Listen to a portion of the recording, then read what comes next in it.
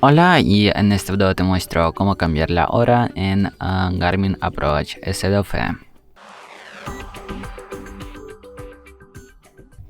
Pues bueno, primero tienes que estar en pantalla de inicio. Después de eso seleccionamos ese botón y con el botón down, bajar, tenemos que encontrar sistema. Seleccionamos y ahora seleccionamos en hora. Más abajo tenemos ajustar hora. Tenemos que poner en manual y luego pulsamos otra vez hora. Y aquí ya podemos ajustar la hora como nosotros queremos. Por ejemplo, vamos a poner a 8:35 y por ejemplo así. Y bueno, si os gusta el vídeo, si esta información ha sido útil para ti, deja un me gusta y no olvides a suscribirse al canal. Hasta luego.